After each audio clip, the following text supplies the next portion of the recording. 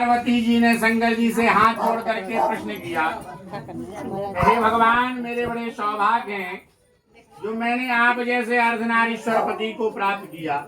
मैंने ऐसा कौन सा पुण्य किया है, आप बताने की कृपा करें। तो भगवान बोले, आपने बहुत ही उत्तम प्रश्न किया है और उत्तम पुण्य का संग्रह किया। वह अति गुप्त है, फिर भी हम बताते हैं आपको। भादों की शुक्ल पक्ष की तीज का व्रत हरतालिका के नाम से प्रसिद्ध है। जैसे तारागणों में चंद्रमा, तारे बहुत हैं लेकिन हम चंद्रमा को जानते हैं और तारों को नहीं जानते, ऐसे ही नवग्रहों में केवल सूर्य को देख पाते। वर्णों में ब्राह्मण, वेदों में सामवेद, इंद्रियों में मन, ऐसा ही यह व्रत भी श्रेष्ठ है। तीजा को ना लो सो फगुड़ी हो जाती तीजा नहीं। उसमें भी हस्त नक्षत्र हो तो और भी पुण्यदायक होता है। आज हस्त नक्षत्र है। यह सुनकर पार्वती जी ने कहा, हे महेश्वर, मुझे तो पता नहीं मैंने कब और कैसे इस व्रत को किया है, यह सुनने की इच्छा है। तो भगवान बोले, हे उमा, भारत के उत्तर में हिमाचल पर्वत है, उसके राजा कौन है? हिमांचल। उनकी पत्नी रानी मैना से आपने जन्म लिया। बचपन से ही आपने आराधना की, छोटी मोटी आराधना नहीं की। इधर तो 8 बजे भरा जल्दी आओ चाय पीने। कैसी तपस्या की?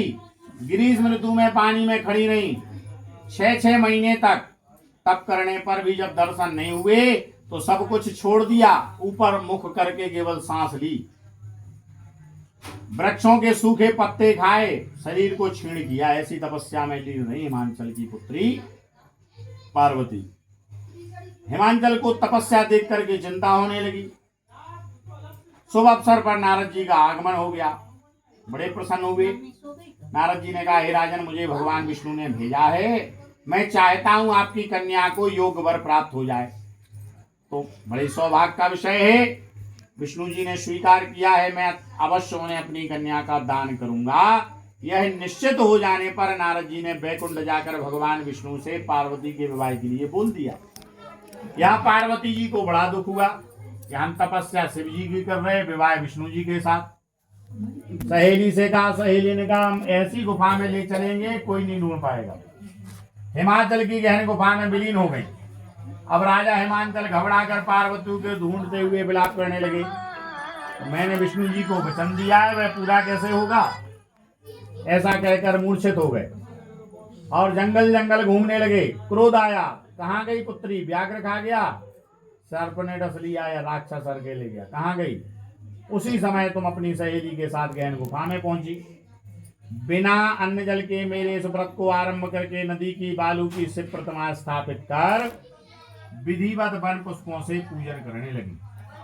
उस दिन था भादों मास शुक्ल पक्ष तृतीया तिथि और हस्त नक्षत्र। तुम्हारी पूजा के फल स्वरूप मेरा सिंहासन हिल गया। मैंने जाकर तुम्हें दर्शन देकर कहा, हे देवी, मैं तुम्हारे व्रत और पूजन से प्रसन्न हूं, तुम अपनी कामना मुझसे वर्णन करो। इतना सुनकर तुमने लज्जित भाव से कहा, मैं आपको पति रूप में चाहती हूं, और मैंने वरदान दिया।